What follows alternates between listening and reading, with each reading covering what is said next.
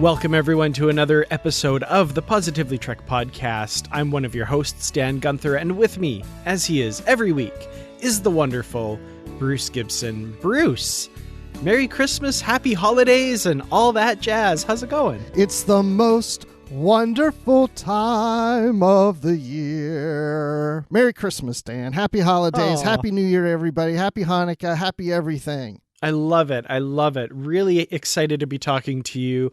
We're recording this on Christmas Eve, a little earlier than usual. So there may be some breaking news that'll happen in the next few days that we won't quite be on top of. But we did get some breaking news, which we will talk about. First of all, some interesting scheduling for the rest of Discovery Season 4 that kind of caught a lot of people by surprise. Also Discovery related, a pretty cool comic miniseries announced by IDW. So we're, of course, going to be also reviewing Season 4, Episode 6, Stormy Weather of Star Trek Discovery. We'll do that after a brief break after the news. So let's jump right into the news, because there's one headline that's making a lot of waves on the internet right now. We just kind of got this news yesterday as we're recording this. And that's that Star Trek Discovery is taking a mid-season hiatus after the next episode, which the January 30th episode. And then after that, there's going to be a bit of a break until February of 2022 for Star Trek Discovery. How did you take this news, Bruce? I was a little surprised. I'll tell you, the first thing I thought of is, I was thinking, did we know this? And I just forgot. And then I had to look and I saw, okay, no, this is something new that we didn't know about. So I thought that was a little odd that we didn't know this was coming. But at the same time, I thought, well, it's only a month away. I don't know why they're doing it, but it didn't discourage me, or I didn't really get upset about it. I was just like, oh, well, that sucks. We'll wait. But at least we have Prodigy coming. Yeah, it's kind of funny because I remember we speculated, I speculated, I think we talked a little bit about, how the kind of mid-season break for Prodigy was a bit of a surprise. And I think I might have said something like, we'll have them airing together, in January next year, unless Discovery takes a break too. And we talked a little bit about that, but I didn't really see this coming. So I don't know. It's funny. Reading online, I'm seeing a lot of negative response to this, and I kind of feel a little weird in that I'm actually happy about it because it means that Discovery and Prodigy won't be overlapping, and we've got the Book of Boba Fett coming from the Star Wars universe. And I was kind of going oh my goodness, we're going to have to watch Prodigy, Discovery, and Book of Boba Fett every week. It's going to be, I'm kind of happy, honestly. Yeah, it helps the pacing for us doing this show. If we weren't doing a podcast or doing blogs or anything like that, or a YouTube channel, it would just be it sucks that we can't get a new episode every week, that there's going to be this break, but it just does help us to spread it out. The thing I just wonder is why. Again, it's not a negative why. I'm just curious about the programming strategy behind that. I can understand them not wanting the series to overlap, but in a way I'm thinking, why not just have Prodigy play out, end its season, go into Discovery, have it play out its season, go on to Picard, and so on and so forth, as opposed to the half Prodigy, half Discovery, half Prodigy, half Discovery, unless they feel that viewers are going to get tired of it just being focused on one series for a long period of time. I don't know. I'm just very curious as to why they need to do it that way. Mm-hmm. Yeah, it's a good question. I don't know. I wonder if it has something to do with maybe they started running Prodigy, so they want to pick it up again, and they didn't know that all this would be kind of coming at the same time or something. I don't know. It does feel like there's a little bit of a lack of foresight at somewhere along the line. I don't know where that would be exactly, but it does feel like the fact that they're kind of announcing this so shortly before it takes effect that, maybe not necessarily that they were caught off guard by having to do this for some reason, but it kind of feels that way. I don't know if that's the case, though. My other thought is, does it have anything to do with production? Is there something where the episodes are ordered and they're just making on time? And I'm talking for both Prodigy and Discovery. And it's a situation where it's like, well, they're still wrapping up some of the final 1, 2, or 3 episodes of the season, and they could use a little more time. And they're like, okay, well, we'll break the season and give production just like another month to finish up whatever they need to do. I kind of wonder if it has something to do with that too. It could very well be. That's a good point as well, for sure. I see a lot of people, kind of like what I just said, talking about the short termness of this, I guess, the announcement of it coming so soon before it takes effect. And it's funny because I was thinking back to the days of watching TV when I was a kid. And this is where you and I will both go, oh, when I was a kid, blah, blah, blah. Like, if you didn't get the TV guide every week, the TV guide was how you were like, oh, shoot, there's no new episode of whatever this week. Darn. Or you just tuned in and, oh, crap, it's a rerun. Yes. So, not saying that like that was necessarily the norm and whatever, but it does feel like we usually get things in advance more nowadays than we did back then. So this kind of had me flashing back to those days when it was like, oh, suddenly there's going to be unexpected weeks where there's reruns or no new episode that I wasn't expecting. Yeah, we're definitely more in the know now than we were then about things. That we can go on to Wikipedia or IMDb or whatever, and we can see, oh, this is how many episodes this season, and this is the dates, and these are the titles. And I'm not talking about just Star Trek, but television in general. And yeah, to your point, not only were there times I remember where it's like I tune in the next week to something and go, it's a repeat, but I don't know if next week's a repeat. I don't know when we're getting another new episode. It could be 3 weeks, 5 weeks. I had no idea back then. I mean, at least we know February. We know we're not going to be questioning every week. Oh my gosh, I really thought we'd get another new Discovery this week, but no, we didn't. Yeah, absolutely. Well, one question that this raises in the Trek movie article that I'll link in the show notes is, what about Picard season 2? Because as it stands right now, we've got the next episode of Discovery, January 30th. The episode But to Connect is coming that day. Then it's going on a break until February 10th, in which time Prodigy will air. But Picard was advertised as coming in February of 2022. I'm assuming that that's probably pushed now with Discovery taking up that slot. So that kind of is a little bit more evidence that this kind of caught everybody, including the folks at Viacom CBS, a bit by surprise. Unless they're airing Discovery and Picard back to back, which I don't see them doing. Yeah, I don't know. I think this does mean Picard is getting pushed. And maybe, again, it has something to do with Picard. That maybe it's just that, oh my gosh, Picard is still in post-production. They still need a little extra time. If we keep Discovery going and bring on Prodigy again in January and those two overlap, and then all of a sudden there's this hole in February of nothingness because now we have to delay Picard. And February is also an important month, not as important as it used to be, but it's sweeps month when they really look at ratings and stuff. And I don't think that really pertains too much to a Paramount Plus type of streaming service in the States, but they probably would just don't want to keep February as this blank slate waiting for Picard to come. So they're pushing Discovery more into that period. That's a really good point that I hadn't thought of. And can you imagine the complaints that if, they did overlap Discovery and Prodigy, and then all of a sudden there was a big gap? The fans would all be crying like, why did you overlap those if you were just going to make us have a big gap with no Star Trek after until Picard came? So that's a good point. That could very well have been what fueled this. Yeah, and the more I'm thinking about it, the more I'm thinking it probably does lean in that direction, I think. Because that's why it would be such a last-minute decision. Like, all of a sudden that we're getting this announcement because they're sitting there going, hey, guys, we're just like 30 days or so away. Are you going to have Picard ready? Can we play this out for those many episodes? And they're like, we just need a little more time. I do have to say this is kind of playing into their long-term strategy that we heard a few years ago of them wanting to have year-round Star Trek.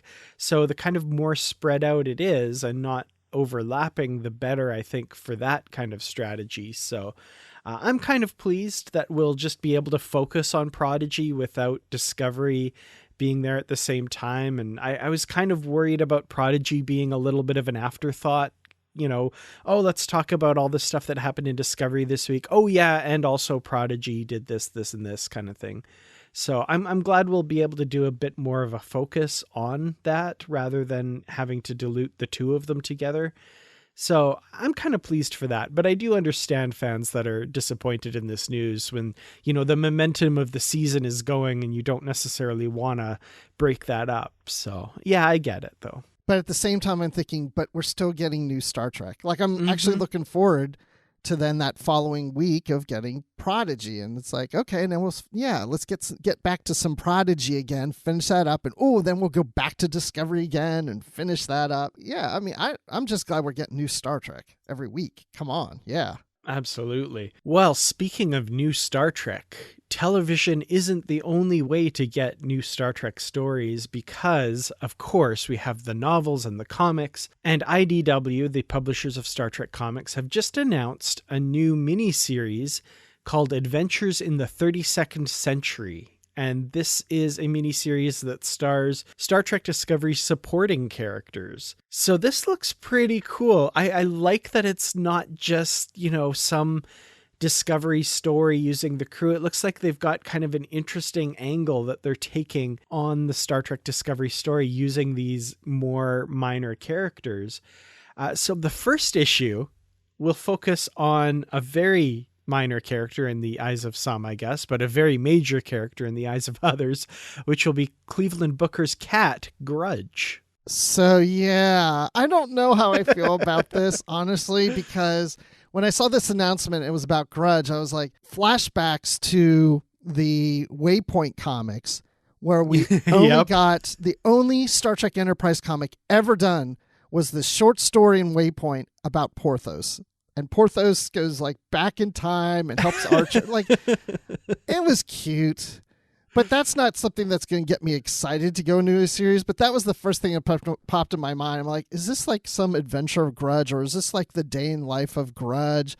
But it sounds like it might be leaning more towards how Book and Grudge got together, how they met, which, okay, that kind of origin story I would be interested in. Yeah, it's interesting. It's not, to me, what the big draw of this series is going to be, but it seems like it might be a fun way to start it out. The artwork for this issue features a pair of covers. The first one is artist Angel Hernandez, of course, but the retailer incentive cover is by none other than friend of the show and fellow podcaster Aaron Harvey. So big shout out to Aaron for getting this cover commission, I guess, for this issue. So way to go. That's awesome. Yeah, he told me about this a while ago, but wouldn't tell me what it was. So don't worry, Aaron. I'm not, he was like, I can't tell you what it is, but I've got something coming, and I was like, been waiting to see. What is it? What is it? What is it? And now I know. Yeah, very, very cool. It's a 4-issue miniseries, and the remaining 3 issues don't all focus on Grudge. We have issues focused on Kayla Detmer, who's a personal favorite of mine.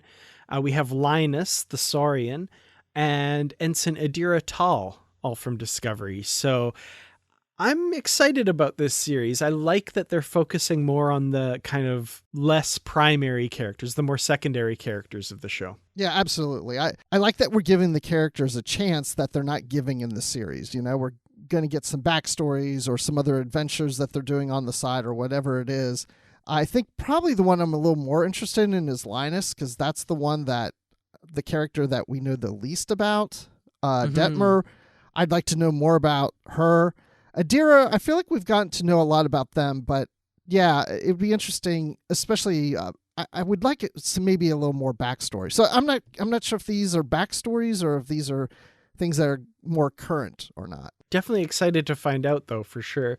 There's no specific release date that has been released with this press release, but we're kind of assuming it'll be in the first half of 2022. So we'll definitely bring you more about that as we learn it. One thing I want to say is I'm looking at this TrekCore article, and at the top of the page are the 4 characters, the images, not from the set or whatever. They're not drawings, illustrations for the comics, but they're actual photos. I'm looking at the four of them side by side, and I thought, that's a comic I'd like to see that involves those four characters together in some adventure.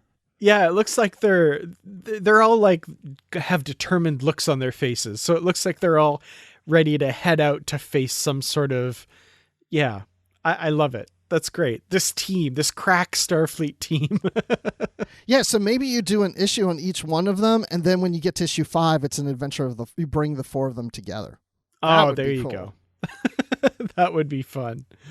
Well, we'll certainly talk about these at some point on the Positively Trek Book Club. And like I say, we'll let you know as we learn release dates for them as well, for sure. Well, after all of that, let's take a brief break and we'll be right back with our review of Season 4, Episode 6, Stormy Weather. Thank you to you, our listeners, for supporting Positively Trek, and to especially our patrons on Patreon. If you would like to contribute to Positively Trek and be a patron on Patreon, visit patreon.com/positivelytrek.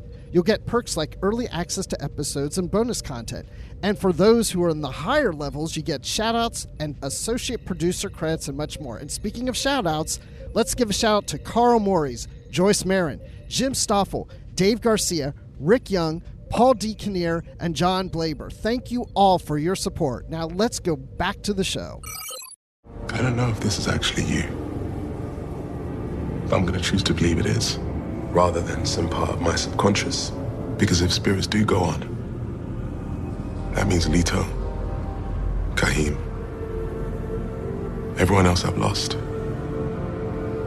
They're not gone after all. Not really.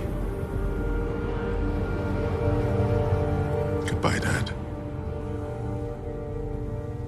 And happy birthday. So, Stormy Weather, Star Trek Discovery. Bruce, you were saying you had a certain song in your head, of course, as you learned the title of this episode, which ultimately paid off in the episode. I know, because I thought when I saw the title and before I watched the episode, I thought, oh, when we podcast about, I'm going to sing the song Stormy Weather. And then they sing it in the show. And I was like, oh, well, forget it, because that's much, much, much better than what I could do. I can't follow that. No, not at all. Well, we will give you a warning here at the top. We are talking about spoilers for the episode Stormy Weather. So if you haven't seen it, you might want to watch it before you listen to this, because we're going to jump right in, just like Discovery jumps right into this rift. So we have this mission to enter the subspace rift that's left behind by the DMA. They're trying to figure out more about its origins and how to combat it and stuff. So they figure they were going to go into this rift and see what we can find out, do some scans. Stamets will do his science stuff. It'll be great. We start with a bit of a discussion of previous journeys into subspace rifts, and Saru name drops the Enterprise and Voyager. So what did you make of this conversation? Because I've seen different interpretations online as to what the heck Saru is talking about. I love that you're mentioning about what people say online, because I haven't read anything, so I have no idea what people are saying about this. But my thought was, when he said the Enterprise and Voyager, I thought of the 1701 at first, because I like, that's from their era, right? Mm-hmm. And then when he said Voyager, I was like, well, wait, that was after they left to come to the future. So they would not have known the Janeway Voyager before they came over. So I'm thinking, but at the same time, is he really reaching that far back, that many centuries, to see if anyone has experienced a rift or anything like this before? And then I thought, well, there's been many Enterprises. It could be the A, B, C, D, E, whatever, go on. And there's been many Voyagers. So I don't know which ones he's talking about. And I don't know my Star Trek that well enough to say, oh, I think he's talking about the Enterprise in this episode and Voyager in this episode. Yeah, it was vague, because he didn't mention, like you said, which Enterprise or which Voyager. And I've seen online that people kind of jumped to the immediate assumption that, like, oh, there is an Enterprise flying around right now because there is a Voyager. And Saru's talking about, oh, the Enterprise encountered this rift last week or something like that. But I think you're right. I think he's talking about an historical Enterprise and Voyager, not the ones that are around possibly at this time. Because he said they were similar rifts that they encountered, like, Yeah. like past, right? Yeah, and then later in the episode, he pretty definitively says, those rifts weren't caused by the DMA, though. So those probably weren't recent. I looked up Subspace Rift on Memory Alpha. I knew you would. Thank you. Because I want to know about this. The only one they talk about is in the episode Force of Nature. That's the TNG episode where they discover that warp speeds are causing subspace rifts and stuff. And the Enterprise enters one at the end of that episode and has to escape it. So I think he might be talking about the Enterprise D then in this case. There's no mention of anything with regards to Voyager, but the one thing I remember is 7 of 9, when she was still a Borg, using the Voyager's deflector array to create a rift so they could go into fluidic space. And I couldn't remember if they called that a subspace rift or something like that. It was a rift of some kind. But anyway, that's what popped into my head. So I have no idea if that's what they're referring to. But anyway. If I was a betting man, I'd say probably not. I don't think they're being specific to anything. Just saying in general, they just name drop. We'll say Enterprise and Voyager. Yeah. I don't think they're aiming at particular episode or anything. But it would be funny if they did come back and say what you just said, like, oh, we were referring to this episode with the Enterprise D from TNG and from Voyager, and I don't recall this either, but Kirsten Beyer wrote a novel that had a rift, subspace rift, and she wanted us to refer to that because it's a little hint, a little wink at the readers of her novels, but I don't recall a rift in her novels either. So yeah, it makes sense that it's just like name dropping a couple ships, that kind of thing. It was interesting though when I looked up Subspace Rift that the only mention was the Force of Nature one. So I feel like that might have been a specific one. They just want to get us all riled up like this and just talk about it, right? Absolutely. But yeah, I could see it being the more recent. If there is if there's an existing Enterprise at this time, we know there's a Voyager. It could be. It could be. They have some data from something just from a few years ago. It definitely could be. It could be any time in that 900 or even beyond. They could be talking about the Enterprise NX-01 for all we know. Well, speaking of referring to past experiences, they enter this rift.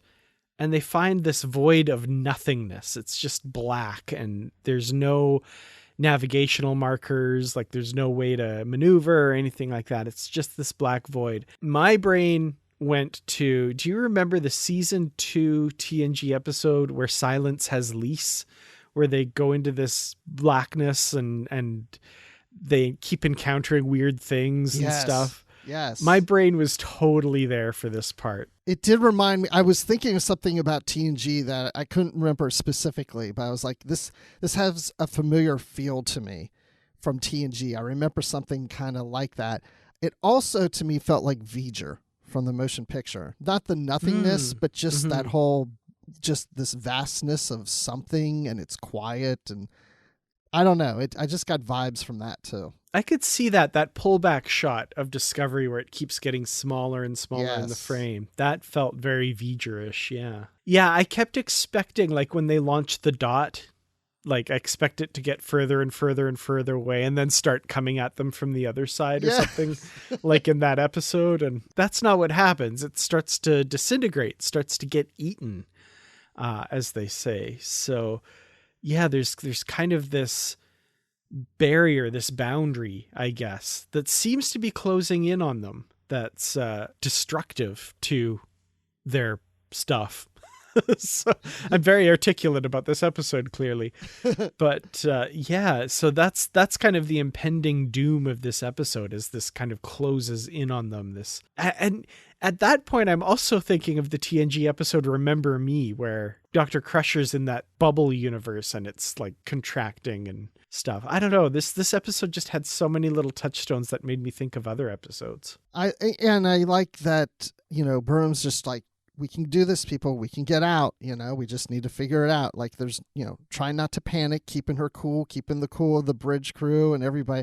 I just loved seeing them in that situation and trying to figure out how to get out and talking about the science of maybe what's going on and that sort of thing. So it was, I like that whole that whole bit of being stuck there and it's closing in on you. What do you do? But the one thing is, though, the poor screaming Dot. I felt so bad for that little robot. I know. I love the dots. And, you were just saying, and it just made me think when we were talking about the dot a moment ago that, I love the dots so much that I want to see an episode where they beam down to some planet and they have a dot with them to help them out. And it's there also because they want to take Zora with them. And Zora is in the dot flying around. That would be cool. That would be really cool. Speaking of Zora, she's going through some issues in this episode. So we've seen that she's kind of getting this emotional growth. She's kind of learning about emotions and experiencing them herself. And she's getting overwhelmed in this episode, because she's experiencing this emotional reaction to what's going on and worried that she won't be able to protect the crew. And all of her little functions are kind of distracting her from what needs to be done. What did you think of that whole bit with Zora and kind of her struggle in this episode? I really liked it. It's such, again, another Star Trek type of thing about dealing with emotions. And it reminds me of Data in a lot of ways, of Data trying to come to terms of what are emotions and how do I feel this way, and especially when he gets his emotion chip and how do I deal with this and feeling overwhelmed, and Zora's going through that evolution. Again, it feels very Star Trek, even like with Spock and some other characters, of just how to deal with emotions. And the whole thing about being overwhelmed, and because of my job right now, I'm feeling a bit overwhelmed, and so watching that, it kind of helped, where it's like I just need to focus and not try to let so much noise go on. I don't need to worry about every little thing that's happening. I don't need to know if a replicator is working or not, right, at the moment, or where, and it's just about bringing it down. And actually, the whole thing with Gray playing the game, it made me start to think that maybe I should have like a little game with me when I'm working. When I start to feel that way, and I maybe just take a break, play a little game, and get back at it. Yeah. I remember I did this a few years ago, and it might be something I should look into doing again. But again, it's like, where do I find the time? Which is the whole overwhelmed thing. But I used to have just a crossword puzzle book with me. And that's kind of how I would detach from the world for just a few minutes. I'd just sit down and try and work out a few clues in a crossword puzzle or something like that. And it just gave me something to focus on. And I had to focus on it because I had to read these words and try and figure it out. And I couldn't let the outside world kind of creep in on that. And I found that really helped me from time to time. And I was just thinking about this the other day, and maybe I should do that again, because that seems to really work for Zora here. And of course, helping her out, like you said, is Gray, and this game that he's using to help focus his mind and stuff. So that was really interesting. I loved Gray's role in this episode and how he helped Zora out here. Me too, because, we were talking this in a previous episode where I said, what's Gray's role now on the show? What is Gray going to do? He's not part of the crew, and he's trying to find a purpose. Like, I don't want to just be a passenger. I just don't want to be hanging out in the lounge all the time. I've got to feel productive. And so this is a moment where he's helping Zora, but Zora's also helping him. Not to say that his purpose is always going to be helping Zora, but the fact that he's studying to be a guardian, he can learn those skills and use those skills with the crew on the Discovery. So I think we're starting to find out what we're going to see Gray doing for the rest of the season, and that is learning to be a guardian, but also helping others, whether it's Zora or other people on the crew, with what he's learning in his studies to be this guardian. Yeah, I'm definitely interested to see more of his journey through this season and where he ends up and that kind of thing. I did enjoy that it was directly addressed in this episode that, he's at a little bit of loose ends, kind of not really knowing what his purpose here is and stuff. So that's fun to see that he's starting to figure that out a little bit. Yeah, it would be funny if he was like, I need a purpose. I need to be more than just watering Saru's plants or feeding Grudge twice a day. It's like, really? That's what they have Gray doing, is these little odds and ends around the ship? Come on. Definitely. Well, they need to get out of this rift. and, they can't maneuver. There's no navigational touchstones for them to kind of figure their way out. So they decide they're going to try and jump the ship out, and Book takes the spore drive in this case. But he ends up getting zapped. There's something weird about the mycelial network and how it exists inside this rift. And he has a bit of a kind of traumatic experience, which leaves him seeing hallucinations. And the main hallucination he sees is his father. This was a really interesting bit of the story here, and we learn a little bit more about Book and his relationship with his father and the values that his father has that Book has kind of moved away from. I kind of also want to highlight, this is just another in a string of, in my opinion, really great bits of guest casting. I was really enthralled by his father and kind of his intensity when he's speaking with Book. I got a lot of vibes in this episode to other Star Trek things, but because they're in a void and he's hallucinating, and it's like, is this his father real in some manner or not? What's going on here? I kept thinking of Sisko being in the wormhole talking to the prophets, because, you're in this weird environment and you're having this experience of talking to somebody from your past. And so I had those kind of vibes, which made me think about Sisko and his relationship with his father, where I could see his father like being stern with Sisko when he needs it, But this relationship is different than that. It's totally different. And the fact that we find out that Book has a different name and that his father thinks that Book is being weak and that he made his mistakes and maybe he shouldn't have done things that he did because he was scared of the Emerald Chain. There was a lot there for Book's character that I think we're going to see more of. Yeah, definitely. And how he stands up to his father and proclaims himself to be the man he is and stuff. I thought that was really good. But at the same time, we have some insights into the voices that are speaking to Book in his head as he goes through life. And I don't mean in like that sounds, we all have voices in our head that speak to us from our past, from the people who are important to us, that all kind of influence who we are and how we go forward. And it's interesting to me that he has this voice of his father in his head that, is telling him these things that he kind of has to struggle against a little bit throughout his life because of his beliefs and how he relates to Burnham, for example. The fact that whether this is actually his father somehow or just his own subconscious, there's a voice in his head telling him she's going to choose Starfleet over you every time. Don't trust her. Don't follow her. And he has to kind of struggle against that. I thought that was a really interesting bit of insight here. Because Book believes that himself, right? I mean, I think Book is just like, how is this relationship going to work long term? What's going to happen? Is she going to choose Starfleet over me?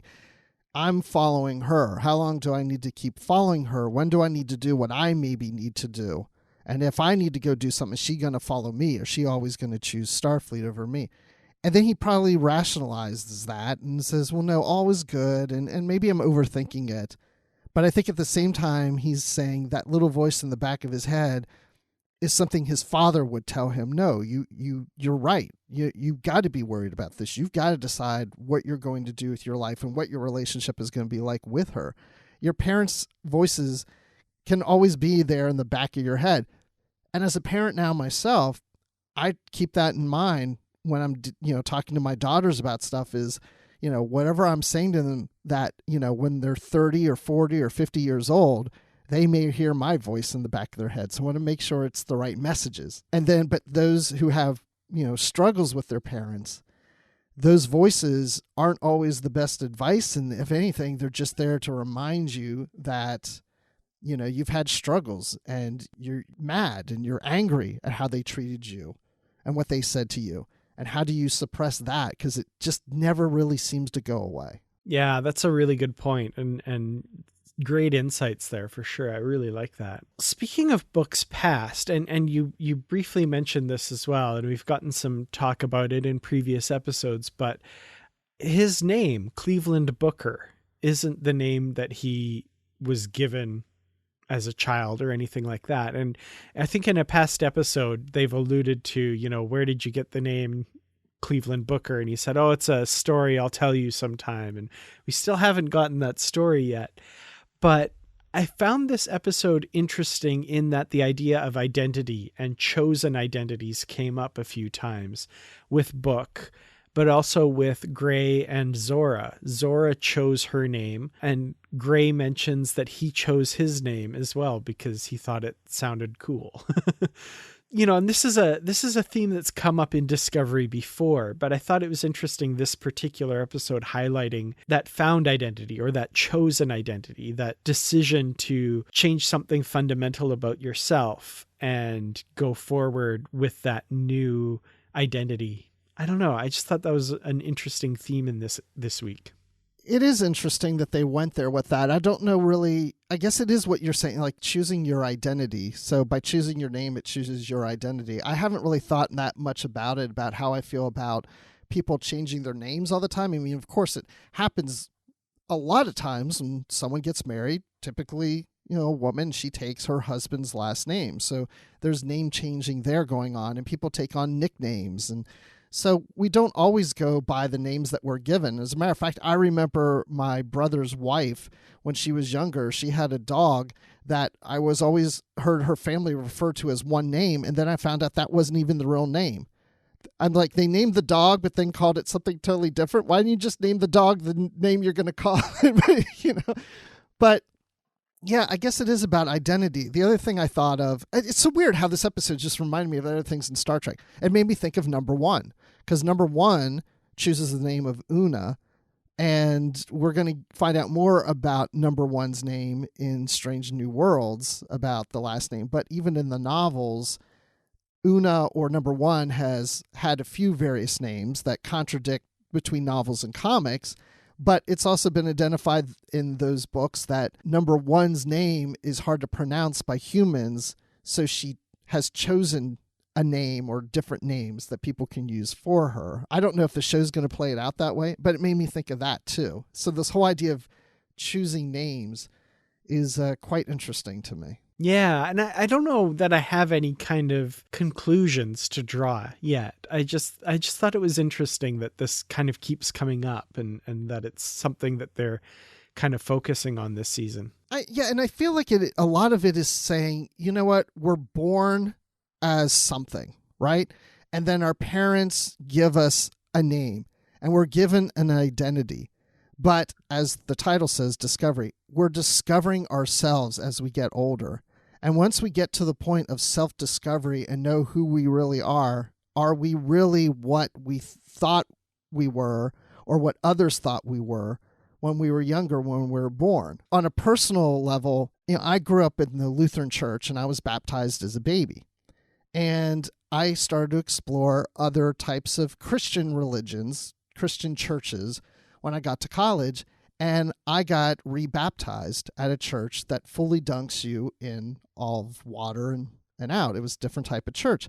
And my parents were a little upset. And they're like, but you were baptized as a baby. And I said, yeah, but that was the decision you made. This was now my decision.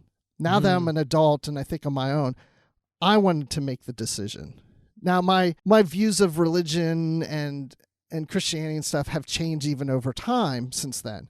But it was more about me making the decision of who I am, and not that I don't honor what my parents did for me, but it was also my statement and not just my parents' statement. You can see that sort of thing play out over all kinds of people's lives and different decisions, and you know, maybe not quite as fundamental as something like that. But I remember, and I might have told this story on the podcast before too, but when I was a kid, I was always Daniel. My name was Daniel. That was what everybody called me all the time. And when I was a teenager, I got a job as a ski instructor at our local hill, and they were just making the little badge to put on my jacket. The person asked me, and it's like, oh, what do you want it to be? Daniel, Dan, whatever. And I was about to say Daniel, and then I was like, no, Dan. And for whatever reason, I thought Dan was a better name for a ski instructor. I don't know. But I've gone by Dan pretty much ever since, just because like I just felt it fit me a little better. I kind of like, for whatever reason in that moment, felt like a bit of a transition from childhood to adulthood a little bit. And I was like, I want to be known as this going forward. And it's a very small change. It's not like groundbreaking or anything like that, but it did feel like something fundamental in my identity shifted just a little bit with that decision. And I don't know, it just fit me better, if that makes sense. Yeah, because, Daniel was you as a kid and Dan is you as a man. Mm-hmm. You're a different person. My wife is similar. I mean, I call her by a name that her family and her friends from high school and from university call her, but now she goes by the more formal side of the name. And I've asked her why, and she says because it just sounds more adult. That other name doesn't, work for me. That's more of like when I was a kid. And I was like, should I stop calling you that name? She goes, no, that still works for our relationship. But when it comes to adult relationships, she prefers the more formal name. So, yeah, it just all depends. Well, I didn't think we'd go on that long about names. That's interesting. Neither did I. Yeah, it kind of shows that it's a pretty fundamental theme, and like I don't know, even if there's no conclusions to draw from what they talk about it in Discovery, it's obvious that it's something that means a lot to a lot of people. So, I could see kind of a similar discussion happening in the writers' room, and them, saying like, well, let's play with this theme a little bit. Let's talk a bit about it. That's kind of cool. I like that. Because it's about what I prefer to be called, right? And there's a lot of that recently in years about pronouns too. It's like what Absolutely. I prefer to be called. So I don't know if that's supposed to kind of make us think in that manner of it's just a matter of how does an individual want to be identified, and we are to respect how that person is identified. Mm-hmm. That absolutely went through my head as well, for sure, especially with characters like Adira and Gray as well in the show. So, that idea is there. And I saw a recent tweet by Jessie Gender on YouTube, and she said something along the lines of that I wish I had it in front of me because it was worded so perfectly, but it was something along the lines of no show makes a transgender person feel more cared and loved than Discovery, or something like that. I don't want to misquote it, but that tweet was just perfect. I love that. So that's awesome. Yeah. That's the general idea, right? So see, this is good stuff. This is why we watch Star Trek. Absolutely, for sure. Well, we also watch Star Trek for the cool sci-fi plots and stuff, and we've got this rift that we've got to get out of. So we do have this idea for getting out, for making the escape, and they're going to send out this sonar ping basically that's going to reverberate at a certain frequency, and Zora's going to be able to track that as long as they're able to get her to focus and block out all the distractions and stuff. But the shields will be down when they go through the entrance to the rift, or the exit to the rift, I guess in this case. So they're going to put everybody in the transporter buffer except for Burnham, who's going to bring everybody out. And meanwhile, the Discovery goes through, and it's like really hot, and with no shields, the ship's burning up and stuff. Burnham's there to kind of help Zora focus a little bit, and she's able to get them through. What did you think of this whole finale bit with them getting out of the rift here? I like the idea of putting the crew in the pattern buffer if they're not going to survive the heat, or it would be difficult to survive with that heat and that intensity. But when Burnham's like, I'm staying, the captain stays with the ship, I was like, my first thought was like, oh, come on, get in the pattern buffer. Zora can get the ship through. You don't need to look like the hero. And then my next thought was no, because you're still the captain, but you can't rely that Zora is going to make this happen. You've got to be there for Zora. You've got to make sure that there isn't some kind of technical issue or glitch that then you need to step in and correct, or Zora freaks out because Zora's going through, this whole personality transition and worries and scared and having fear. And you've got to be there to see this through. You can't just lock your way in a pattern buffer and hope that you guys get through. So it made sense for Burnham to stay there. And we see that support that Burnham is giving to Zora. And she's even saying, I get scared too. I am scared, but we just get through it. We've got to just do it. We latch on to that fear and have that work for you, not against you. Then, yeah, the song of Stormy Weather was nice, because I think it's also a way of saying, when times are tough, it's like we said, like play a game, or not to feel overwhelmed. Maybe it is just singing a song, or just, having a song in your head just to calm you down. Yeah, absolutely.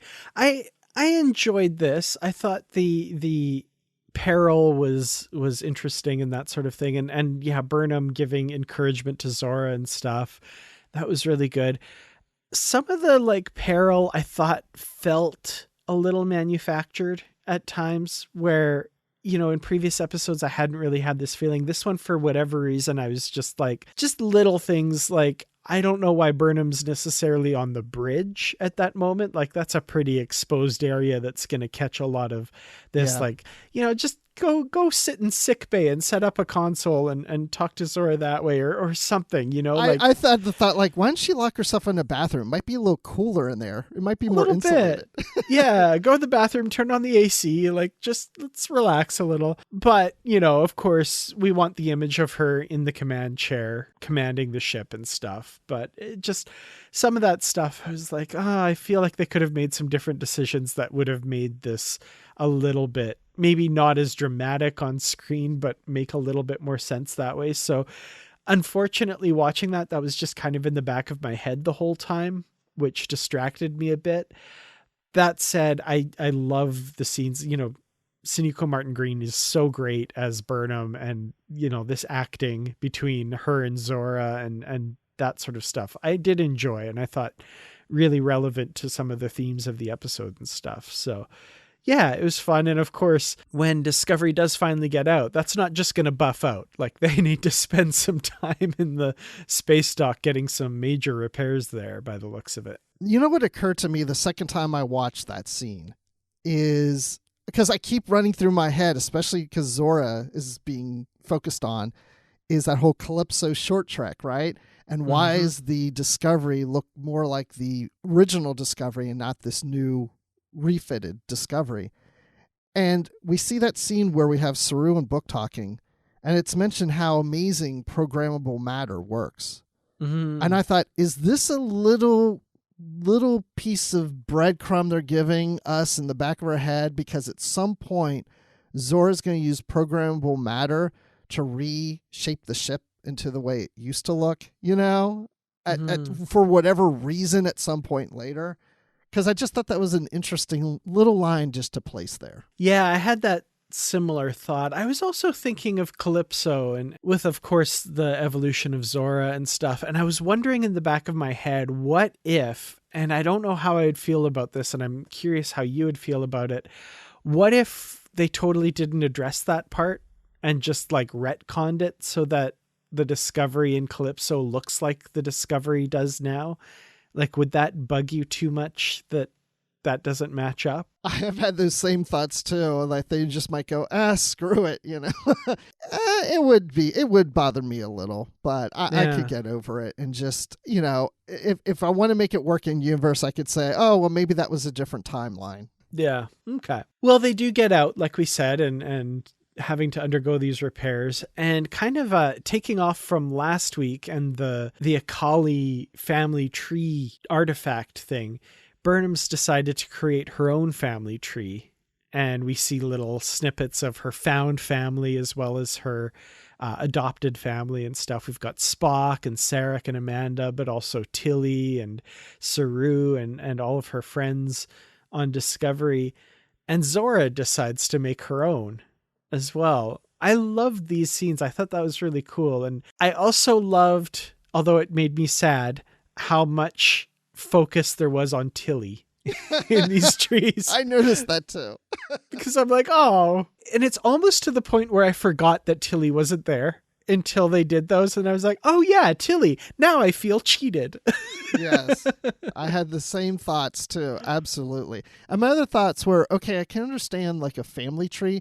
You put a member of your family on it, but you really put them on there more than once? Like, oh, you got to put Spock when he's young and Spock when he's older? I thought that was a little interesting. Yeah, I thought that was odd. In my brain, I was like, well, it's more of a memory tree, I guess, than a family tree or something. But yeah. Because, I mean, it's like in, my home, we've got pictures of my daughters when they were younger and how they look today. So it's almost like a family portrait of, oh, here's my brother when we were younger, and that was our childhood relationship, and now we have this adult relationship, and here he is, what he looks like today. Well, not today, but the last time I saw him, just a short 900 years ago. Absolutely, yeah. Well, the other thing we learn at the end, of course, is that apparently the DMA passed through the galactic barrier, and I loved when that was called out, because it means apparently that this anomaly is from outside the galaxy. So it's not someone we're familiar with in the Milky Way, apparently, that's created this and has brought it upon us, but it's from some outside force.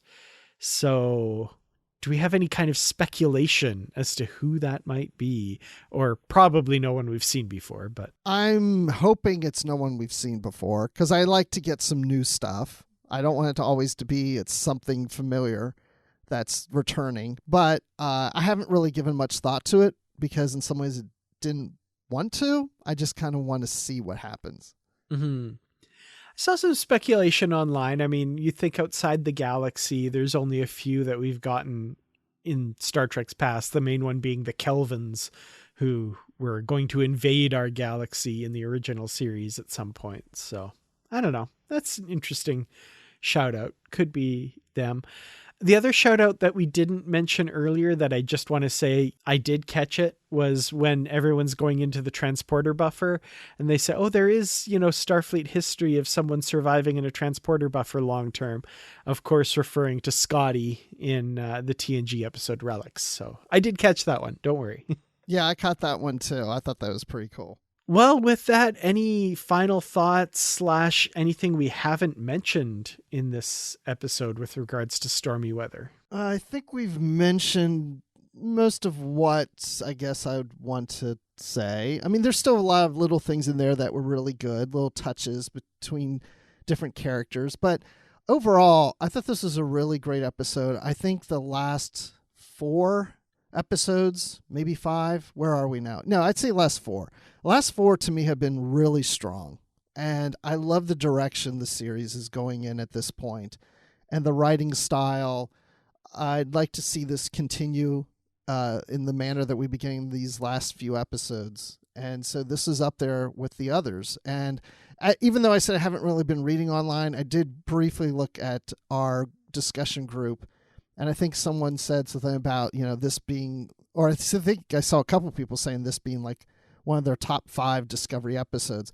I don't know if I would classify it in my top 5 for sure, but because I haven't really thought about that much, but I would just say it's solid. And I'm feeling that there's more solid episodes this season than I think I have in maybe previous seasons, or I thought in previous seasons it was getting more solid, but I think this is even more solid than those. So I wouldn't say it's my favorite episode or anything of Discovery, but I'll give this 4.5 out of 5 dots that survived the rift. Yeah, I agree for the most part. I feel like this one, to me, and this is just my own personal opinion, isn't quite as strong as the last few episodes.